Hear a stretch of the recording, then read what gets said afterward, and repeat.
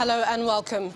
Tonight, federal government accuses the opposition of desperation for power, accuses the PDP of sabotage and plot to overheat the polity. Again, suspended Deputy Commissioner of Police Abba Kyari loses bail bid at the Federal High Court Abuja. NDLEA says he is flight risk and may jump bail. Governor Babajide Sanwo-Olu says no going back on evacuation plans of traders and illegal occupants at the Akwombo Bridge area of Lagos. Also backs FG's directive on eviction of people trading under bridges across the state.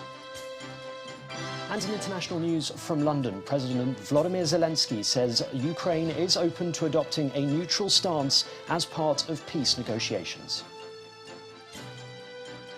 On business news tonight, Federal Inland Revenue Service projects 15% increase in tax to GDP ratio by 2023, up from current 8%. On Sports News tonight, Super Eagles of Nigeria shows of nothing but victory in Tuesday's must-win FIFA World Cup playoff return leg clash against the Black Stars of Ghana at the MK Abiola Stadium in Abuja. From the nation's capital, police repel attack by gunmen who launched petrol bombs and improvised explosive devices on the divisional police station in Obo, Imo State.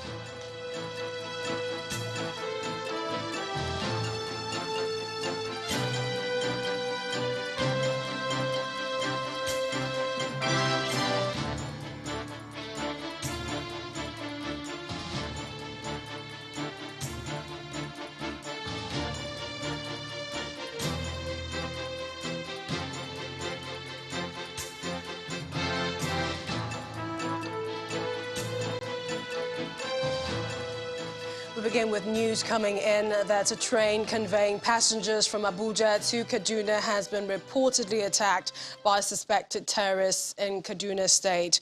Many passengers are feared injured while others were kidnapped. The incident happened this night around Dutse Axis in Kaduna, just few kilometers to the Rigasa train station in Igabi local government area of the state. Although police authorities are yet to confirm the attack, one of the passengers in the train told Channels Television that the terrorists attacked the train track with an improvised explosive device which forced the train to derail. And upon the stoppage of the train, the terrorists started shooting sporadically. He also said that the terrorists later forced their way into the train and kidnapped an unspecified number of people, with some others feared killed.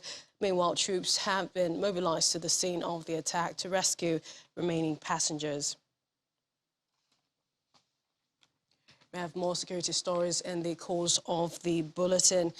Meanwhile, to politics, it appears yesterday's criticism of the National Convention of the All Progressives Congress by the People's Democratic Party has not gone down well with the ruling party. The federal government is accusing the PDP of attempts to cause chaos in the country.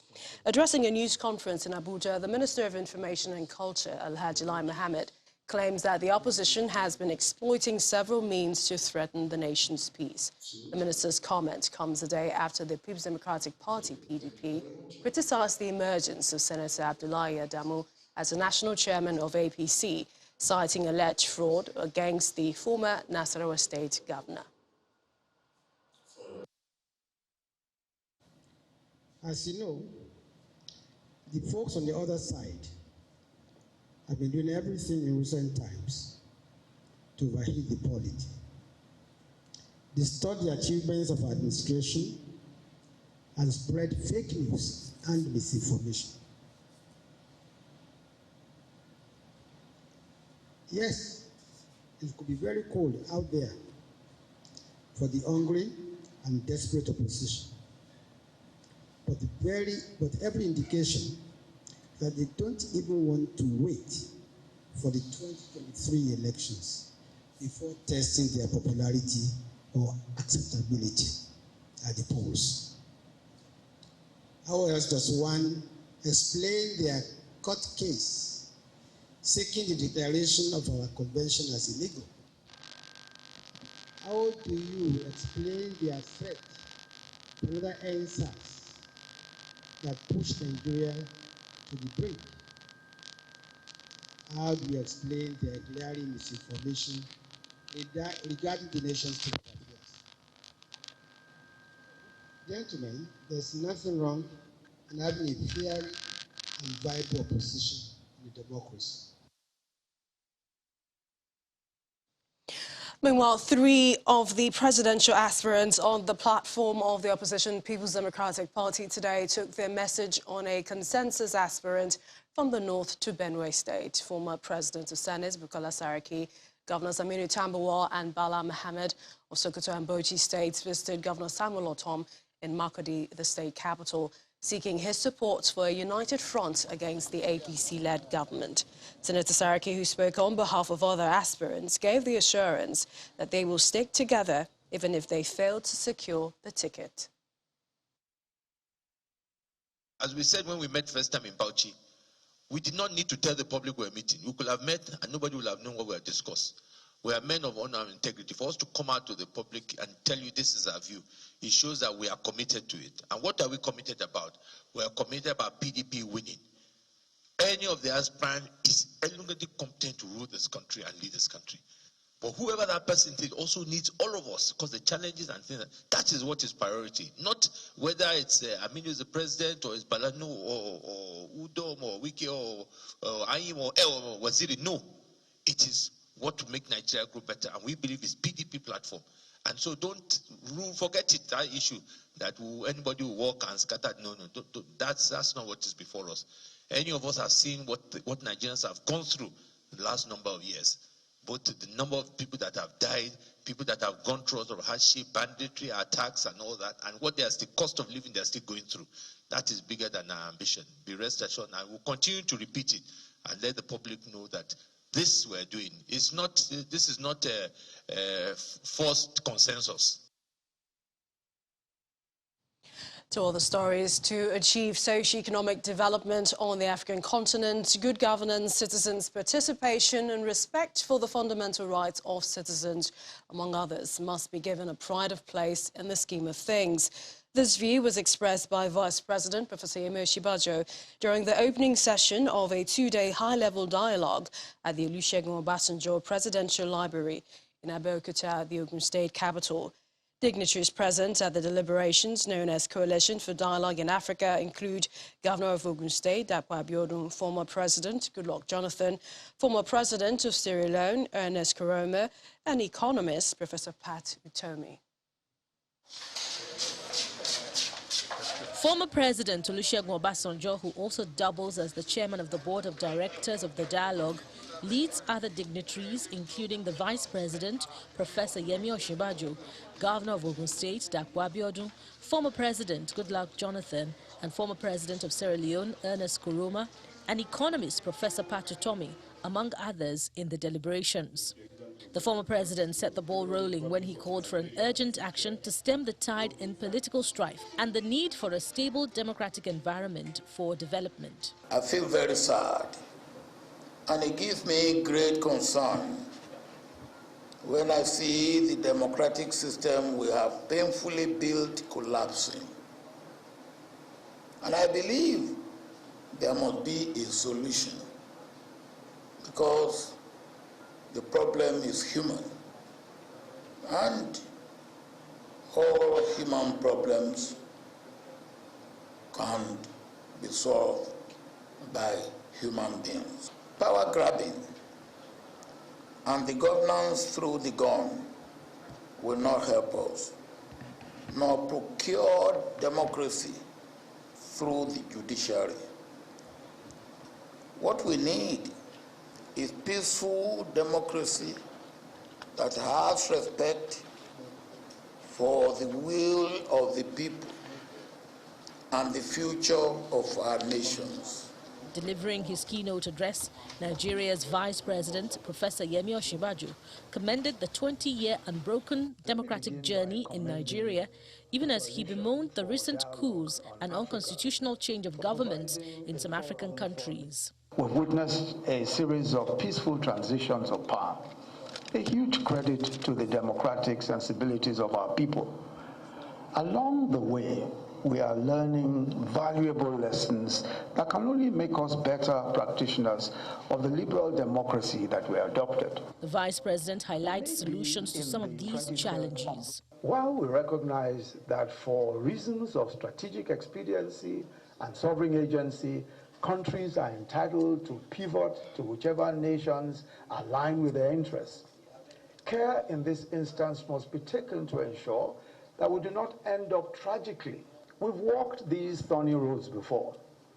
We have many decades worth of bitter experience and unimpeachable lessons of our history. The clear lessons of our history is that despotism cannot guarantee the security and prosperity of our people. We can reflect on our democratic progress, strengthen our institutions, and deliver on socio-economic development and deepen our commitment to building successful democratic states. Resolutions reached here at this dialogue are expected to be passed on to ECOWAS and political leaders in West Africa as possible solutions to challenges facing the sub-region. Various non-governmental organizations in Nigeria are kicking against some provisions of the proposed amendments to the Companies and Allied Matters Act 2020 (CAMA) proposed by the Senate. These organizations expressed their views during a public hearing organized by the Joint Senate Committee on Trade and Investment, Diaspora and the NGOs at the National Assembly. Correspondent Linda Kibwe reports. These protesters have converged at the entrance of the National Assembly to demand the Senate expunge sections of the Company and Allied Matters Act 2020, which they say infringe on their fundamental rights. The protest is coming at a time when the Senate is in the process of amending the legislation. Section 839, CAMA 2020, which provides for suspension of trustees and appointment of internal managers. This section should be removed from CAMA because it violates the CAMA. Inside the National Assembly, the Senate Joint Committees on Trade and Investment, Diaspora and Non-Governmental Organizations is holding a public hearing to get contributions from critical stakeholders on the amendment to the Company and Allied Matters Act 2020. The sponsor of the amendment bill, Senator Ibrahim Oloregbe, says the proposed amendment is to strengthen the operations of non-governmental organizations in the country. But the Christian Association of Nigeria insists that the amendments being sought to CAMA is repressive and would infringe on the fundamental human rights of the group. Other interested stakeholders maintain that it is wrong to mandate non-governmental organizations to submit their audit reports twice a year. The Section 839 of CAMA should be set aside. Reasons: it negates Section 46, Section 66B, and Section 40 of the 1999 Constitution. Amnesty International also opposes some provisions in Part F of the CAMA 2020, claiming that some of the measures contained are ill-conceived, disproportionate, unnecessary, and discriminatory.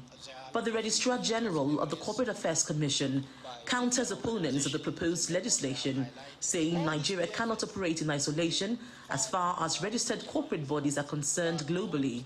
We want to emphasize that Part F of CAMA 2020 still contains overly broad powers and vague provisions and provides for an excessive degree of state control and interference in the activities of any association. The governance structure in most of these organizations are very weak.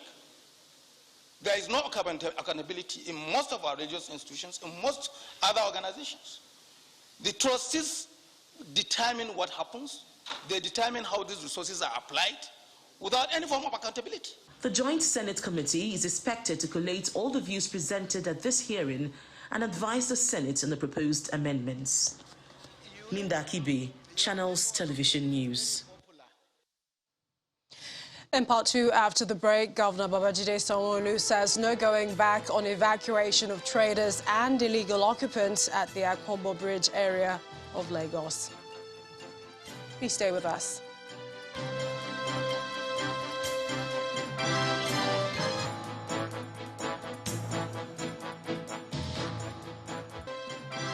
Welcome back. If you just joined us, you're watching the news at 10 live on Channels Television Lagos. A reminder of our top stories. Terrorists attacked train conveying passengers from Abuja to Kaduna. Many people reportedly injured and others kidnapped. Federal government accuses the opposition of desperation for power, accuses the PDP of sabotage and plot to overheat the polity. Again, suspended Deputy Commissioner of Police Abba Kyari loses bail bid at the Federal High Court Abuja. NDLEA says he is flight risk and may jump bail. And Ukrainian President Volodymyr Zelensky says Ukraine prepared to discuss neutrality in peace talks.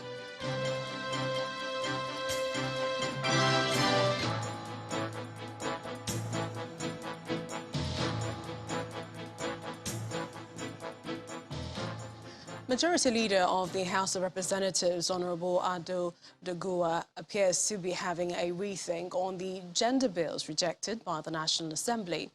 According to him, after taking a second look at the issue, he has concluded that the women's demands are not unreasonable. He pledged to personally engage the leadership of the Senate and other senators where necessary for reconsideration. He, however, says the demand for automatic seats for women is undemocratic. He was speaking to our political correspondent, Terry Kumi. We will have to talk with the Senate and let them see reasons. Or ordinarily, you will believe with me. What wisdom would you have to assume or think after I picking a spouse from Benue State or a spouse from Lagos will come and stay with me in Kano as a wife, perhaps for life, and you will expect that woman will not enjoy indigenship of my state, giving birth to Kano indigenes, but she cannot be called a Kano indigene? This is quite unreasonable with due respect. With due respect. Citizenship also is a natural thing. It is done all over the globe. You can assume even citizenship of another country, not even Nigeria. Then what of issues to do with a woman that you marry from outside?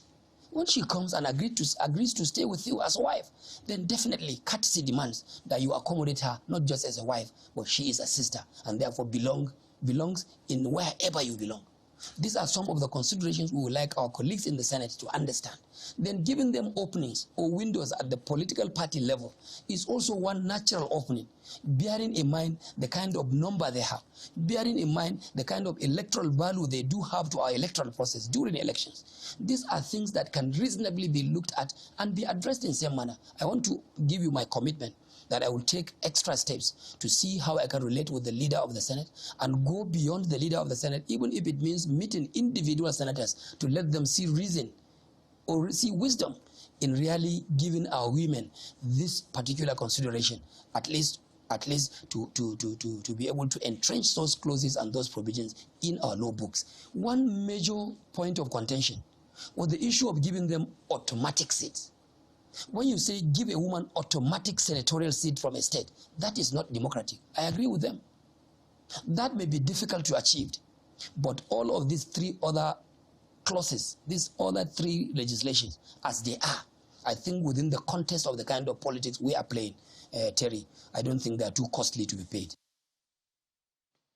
For the full interview, watch Political Paradigm, Tuesday, 12 noon, only on Channels Television. To other stories now, the Lagos State government says there is no going back on the eviction order given to traders affected by the fire under the Eko Bridge at the Ekponmo area of the city. Governor Babajide Sanwo-Olu reiterated the government's stance when he visited the scene of the incident today to assess the extent of damage. The governor's position follows appeals by affected traders to government to reconsider its eviction order after the inferno. Our correspondent, Dari Dowu, reports. Makeshift shops, containers are a common sight at Ekponmo, a central business district in Lagos. And when fire engulfed the structures, the bridge took a big hit. And now in a bad shape, judging from the physical defects the eyes can see. Stranded and with a gloomy countenance, the market men and women say more than 20,000 traders will be displaced when the evacuation order takes effect.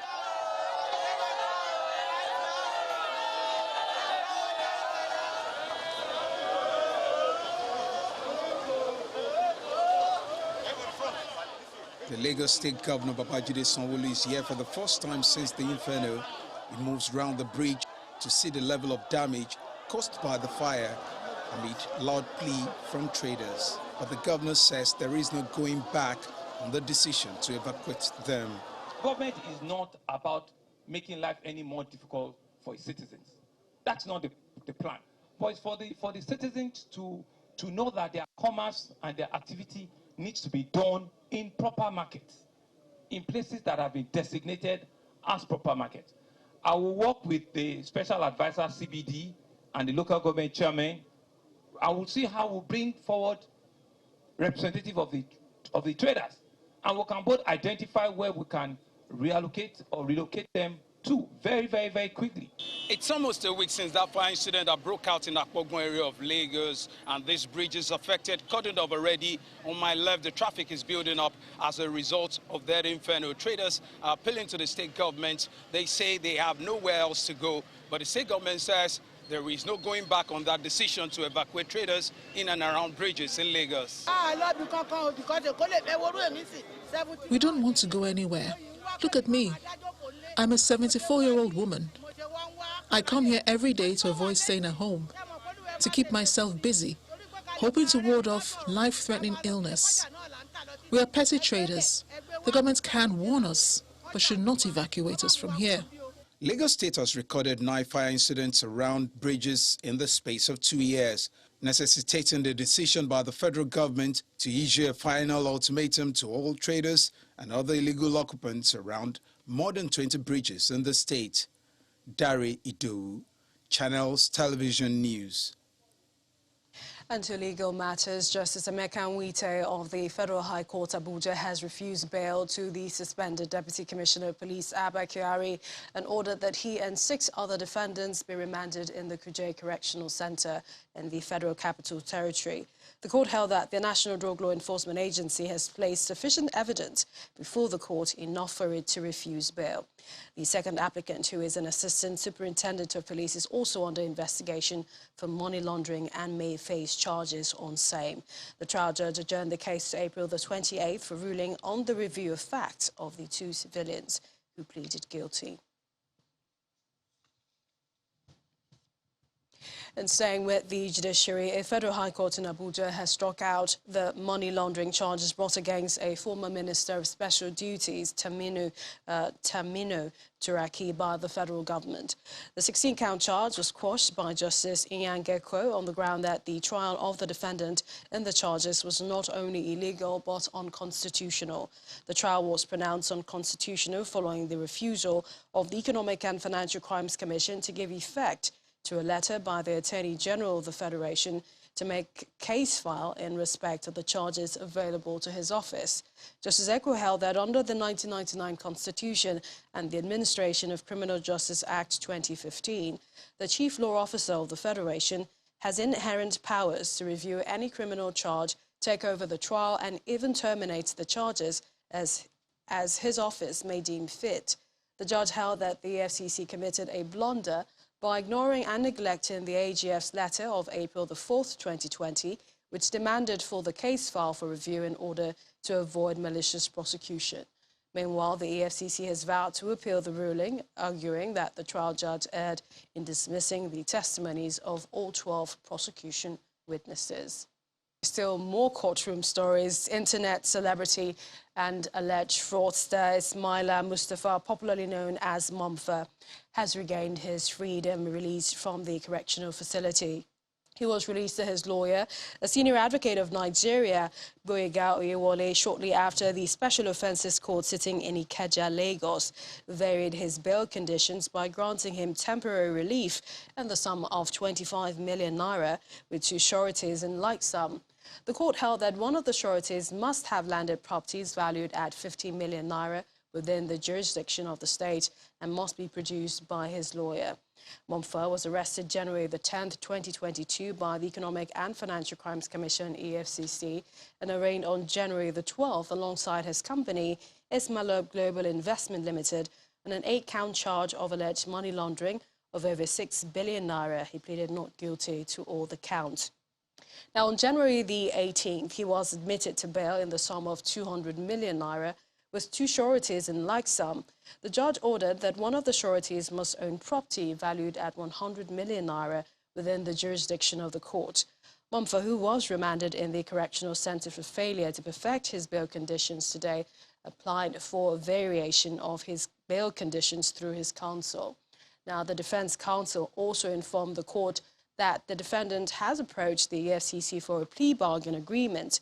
He told the court that a variation of the bail conditions would fast-track the release of the defendant so he could explore the plea bargain option with the EFCC. The court adjourned till April the 6th, 2022 for a report on the plea bargain agreement or a continuation of trial. I'll come back. And now we're off to Abuja. Terry Kumi is standing by. Terry, what stories were you engrossed in earlier? Well, hello, Millicent. That must have been a technical hitch there. But we go to security now in Imo State, where the police command has foiled an attack on the divisional police headquarters in Obowo local government area of the state. In a statement by the force, the hoodlums in their numbers invaded the police station in the early hours of today through a forest behind the facility, through petrol bombs and IEDs that fell on the transit camp and a vehicle, while also shooting sporadically. The command's tactical teams responded swiftly, engaging the hoodlums in a fierce gun duel, preventing them from gaining entry into the station, and in the process forced the hoodlums into a retreat. The statement notes that no life was lost and a police operative who sustained minor gunshot injury has been treated.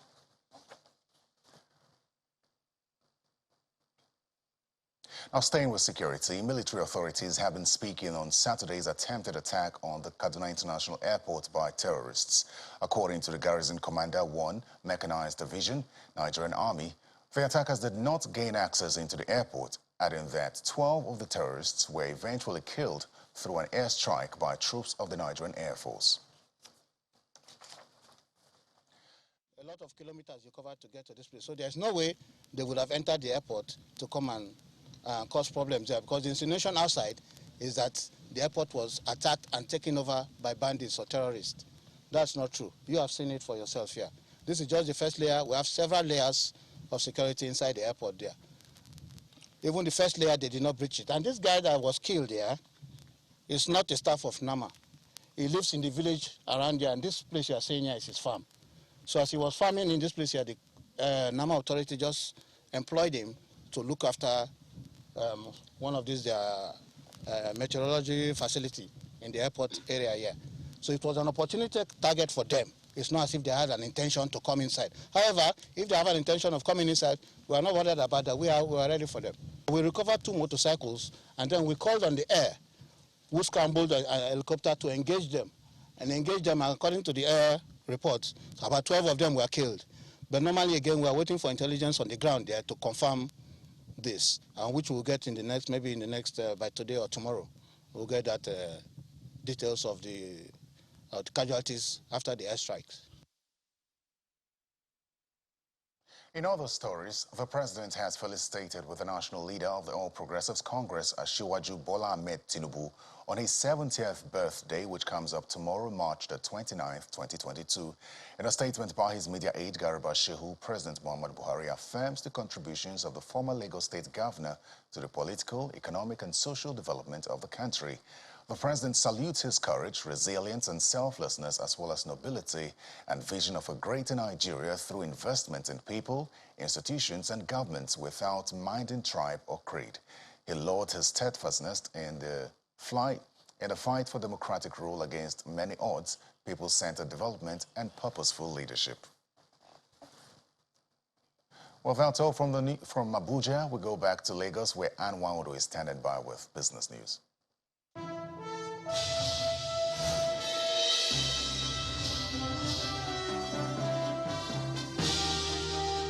Thanks a lot, Terry. Hello and welcome to Business News. Nigeria's tax to GDP ratio is projected to increase to 15% by the year 2023, and that's coming up from the current 8%. That's according to the chairman of the Federal Inland Revenue Service, Mr. Mohammed Nami. Speaking with reporters after a road walk to mark the 2022 Taxation Week in Abuja, Mr. Nami explains that the projection is in line with the implementation of the Finance Act, which proposes an increase in some taxes to meet up with the nation's revenue deficit.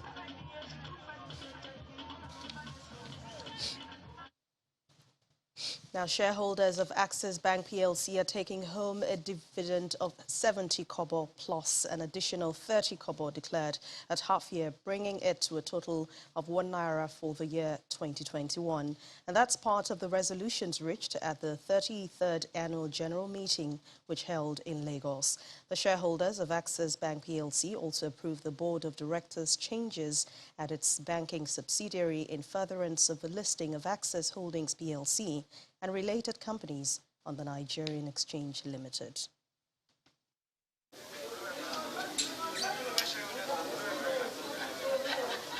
The 33rd Annual General Meeting of one of Nigeria's leading lenders, Access Bank PLC, is a hybrid event. All the shareholders of this company. As soon as members of top management are seated, the meeting rolls up, with shareholders, board of directors and regulators all rendering accounts. I'd like to declare this meeting open. Top on the agenda for discussion include the financial report of 2021, election and re-election of non-executive directors, and full approval of final dividend for shareholders. A final dividend of 70 kobo per ordinary share of 50 kobo each, which will be subject to the deduction of withholding tax. This is in addition to the interim dividend of 30 kobo per ordinary share of 50 kobo earlier on declared and paid at half year, bringing a sum total to 1 naira. With a financial performance of 971.9 billion naira in earnings and interest income of 601.7 billion naira, the bank says it's encouraging that its return and key metric is surpassing its targets. We'll continue to strengthen the systems that have proven to be delivering for us. So we are not looking at going backwards. We are looking at going forward and upward. Thank you. The election and re-election of directors follow shortly. We have 5 shareholders who have all voted in favor of the resolution. Leveraging an existing digital infrastructure is also key for the bank. The digital part of our business is the strongest part of the business now. We have 50 million customers. We have 10 million of them digital. And we basically acquire about 1 million customers every month. The whole idea is to digitize more and more of our products, and as well as our payments and our payments infrastructure. Hopefully that should lead to significant increase in profitability, just from traditional day-to-day business.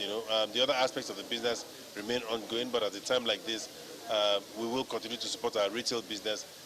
The Tier 1 lender says its African expansion drive is seeing it settle in South Africa and Botswana, while increasing its market share in Zambia and Mozambique. CIG Motors Limited, the subsidiary and sole distributor of GAC Motors in Nigeria, has kicked off its asset finance scheme for Nigerians, starting with Lotus Bank. The Drive Now, Pay Later partnership is aimed at providing finance acquisition of cars for customers at a cheaper and affordable rate. Management of CIG Motors. This symbolic gathering at the CIG Motors head office in Victoria Island marks the beginning of a new partnership between the company and Lotus Bank. Through this partnership, they are introducing the Drive Now, Pay Later scheme to enable Nigerians acquire new vehicles with ease. The executive director of Lotus Bank promises that individuals that meet the set criteria will get brand new car support for GAC Motors within 48 hours. Lotus is into financial intermediation, trading, basically. CIG Motors has a lot of vehicles to sell. Let's partner. The bank provides funding and CIG sells its cars. At the end, everybody is happy. We're coming to a level where, with this partnership, once you walk into Lotus Bank, you want to buy a car, all you have to do is sign necessary documents and then come to CIG. Within the same day, pick your car and drive away. The chairman of CIG Motors, which is the sole distributor of GAC Motors in Nigeria, Chief Diana Chen, speaks on the sincerity of the agreement with Lotus Bank. The content of agreement here, it is truly and very, very determined mindset from CIG Motor. How much we really want to bring this 100 unit cars deals for benefit of both sides, from CIG Motor side and also from Lotus Bank side. With this kind of special price we offer, Peace ED, and all the members of Lotus Bank, I want all of you to know, right? You should see the sincerity and condition in this agreement. This is not the first time CIG Motors is partnering with financial institutions to make vehicle acquisition financially convenient for Nigerians. But this year, with a different approach, the company is kicking off the program with Lotus Bank to ensure that the bank's customers benefit from the scheme.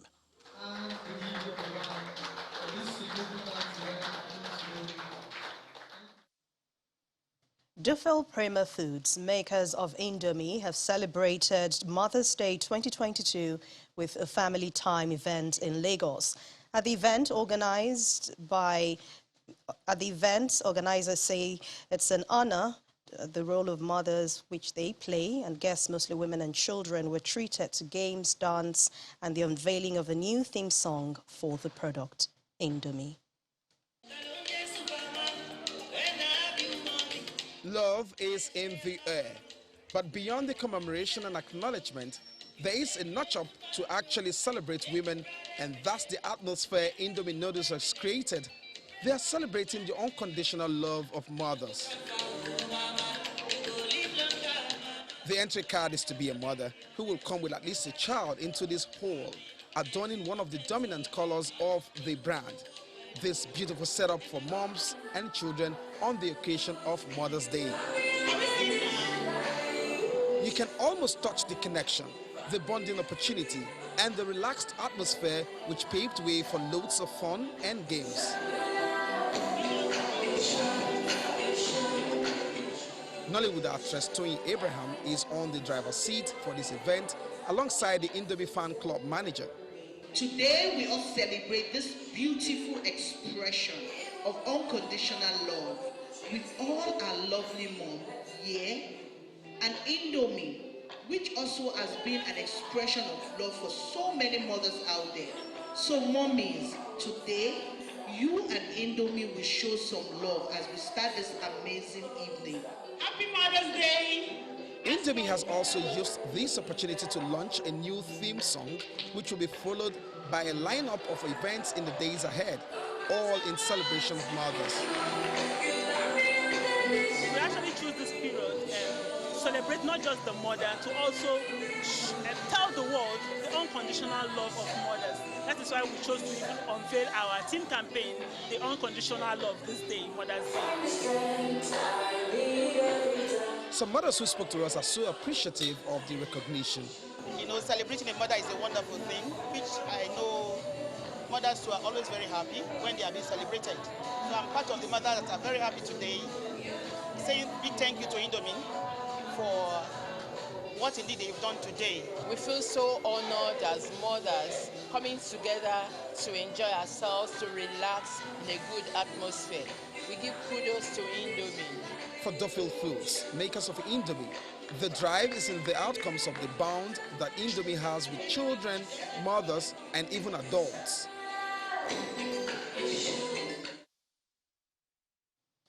It's a negative start for the final trading week in the month of March at the Nigerian Exchange. Will Ibong has the details.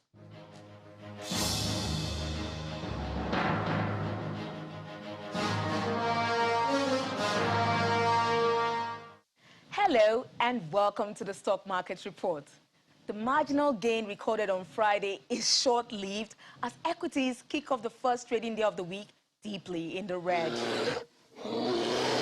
The all-share index fell by a very wide margin today, down 0.15%, as the market value depreciated further by about 38 billion naira. Today's loss was triggered largely by two Tier 1 banks, First Bank and Zenith. Both components fell by 2.1 and 2.28% each, driving the banking index to stumble by over 4%. Pizza Cousins and international breweries were the major boost for the consumer goods index, while Lafarge came on strong for the industrial goods counter. The activity chart mirrored today's market transactions, reflecting investors' drive to continue to take profit, while Transcorp contributed 92 million units of shares to the overall volume of trade. Meanwhile, Better Glass emerged as the top gainer, leaving Learn Africa top of the losers chart. It appears stocks have taken a breather from their recent rally. But the question is, can the markets continue to go higher with inflation biting hard, or is there an even bigger pullback coming? We'll watch and see. And that's the stock market report. I'm Willie Bung. Back to you. Thanks for watching Business News Tonight. I'm Anne Nwawudu. It's back to you, Millicent. Thanks, Anne. The UK's Foreign Secretary Liz Truss says negotiations to end the war in Ukraine must not end up selling Ukraine out. She was addressing the House of Commons a few hours ago, telling them that President Putin was not serious about talks and is wantonly bombing innocent citizens. Simon Pusey has more in Around the World in 5. Good evening and welcome to the Channel Studios here in London with your international news around the world in 5. Ukraine says it won't open humanitarian corridors from its cities due to warnings of Russian provocations en route. Corridors had been set up to allow civilians to leave some towns that are surrounded by Russian forces. Meanwhile, the mayor of Mariupol has said the besieged port city is on the verge of catastrophe and must be completely evacuated. President Volodymyr Zelensky has said Ukraine is prepared to discuss adopting a neutral status as part of a peace deal, but he says it would have to go to a referendum and be guaranteed by third parties. Face-to-face talks between Ukraine and Russia are expected to take place this week. Russian presidential spokesman Dmitry Peskov has now said that they may start on Tuesday, with the Russian delegation leaving for Turkey, which will host the talks. It's after Foreign Minister Sergei Lavrov said that a meeting between President Vladimir Putin and his Ukrainian counterpart Volodymyr Zelensky should happen once the two sides are closer to agreeing on key issues. 2 police officers have been killed in an attack by 2 Israeli Arab gunmen in the northern Israeli city of Hadera. The assailants were shot dead by counter-terrorism officers who happened to be at a restaurant nearby. The Islamic State group said it was behind the attack, the second within days by Israeli Arabs linked to the jihadist organization. It comes as the Arab League foreign ministers have gathered in Israel for the first time for a summit. The summit is bringing Israel together with Egypt, Morocco and 2 other Arab countries and is taking place in the Negev desert in Israel. At the heart of all of this is the US Secretary of State, Antony Blinken, is also taking part in the meeting, which is expected to focus on the revival of the Iran nuclear deal and the war in Ukraine. It is the first time the ministers from the United Arab Emirates, Morocco and Bahrain will meet their Israeli counterparts in his home country. Global oil prices have fallen as China starts to implement a citywide lockdown in Shanghai, an important financial and manufacturing hub. Brent crude lost more than $4.50 a barrel on concerns that the move would mean that demand for oil will fall. The lockdown, which began on Monday, is China's largest since the coronavirus outbreak began more than 2 years ago. The city will be locked down in 2 stages over 9 days while authorities carry out COVID-19 testing. Ghana has removed the mandatory requirement for face masks to be worn in public. President Nana Akufo-Addo announced the decision on Sunday, citing a sustained drop in COVID infections in Ghana and neighbouring countries. The president also scrapped the requirements for negative PCR tests for fully vaccinated travellers arriving in the country through the Kokota International Airport in Accra from Monday. However, he encouraged Ghanaians to continue observing enhanced hand hygiene practices and avoid overcrowded places. The Spanish government will approve a package of around 16 billion euros in direct aid and soft loans to help companies and households cope with high energy prices. Plan de respuesta que aprobará mañana el Consejo de Ministros y que va a durar. Making the announcement, Prime Minister Pedro Sanchez said the move should protect industries and citizens. The government plan is an attempt to assuage social discontent prompted by high energy costs, exacerbated by Russia's invasion of Ukraine. Truck drivers have been on strike for 2 weeks over fuel prices, causing sporadic goods shortages all over the country. And people around the world have been reacting to last night's Oscars and the remarkable moment that Will Smith slapped Chris Rock. Jada, I love you. G.I. Jane 2, can't wait to see it. All right? Smith walked onto stage and struck Rock before returning to his seat. Oh, wow. Wow. It's after the comic made a joke about the actor's wife, Jada Pinkett Smith. The actor later apologized on stage when receiving his first ever Oscar for Best Actor. In response, the Academy took to Twitter to say the organization does not condone violence in any form. I want to apologize to the Academy. I want to apologize to all my fellow nominees. Art imitates life. I look like the crazy father, just like they said. I look like crazy father, just like they said about Richard Williams. But love will make you do crazy things. And that's your international news around the world in 5. Now back to the Channel Studios in Lagos. Well, let's bring you some sports stories. Here's Chris Willems.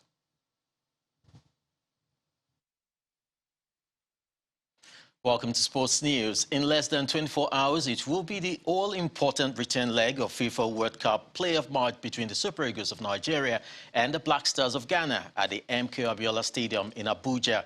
After a goalless draw in the first leg in Kumasi on Friday, the Super Eagles are confident of getting the job done this time around. The team's technical advisor, Augustine Eguavoin, says the team is set and ready to pick a ticket for Qatar 2022. Meanwhile, hosts of the 2022 FIFA World Cup have unveiled a single command center located in Aspire Zone in Qatar that will allow World Cup organizers to monitor and control what is happening in all 8 World Cup stadiums at the same time. This center will work in collaboration with state security to ensure operations go smoothly and incidents are quickly addressed. Cristiano Ronaldo has urged local fans to make their presence felt at Porto Stadium on Tuesday night when Portugal hosts giant killers North Macedonia in a playoff tie that would secure the winners a place in this year's World Cup finals in Qatar. North Macedonia created a huge shock last week when they eliminated Italy, the winners of 4 World Cup titles, from the running to secure a place in the 32-team tournament. Hence, the Portugal talisman has called on supporters to ensure they do not suffer the same fate. That sports news is back to you, Millicent. Thank you, Chris. And the main news again. Terrorists today attacked a train conveying passengers from Abuja to Kaduna at the Dutse axis of Igabi local government area of Kaduna State. Many people were reportedly injured, while some others were kidnapped. That's News at 10 tonight. Thank you for watching. I'm Millicent from Walker. Have a good night and stay safe.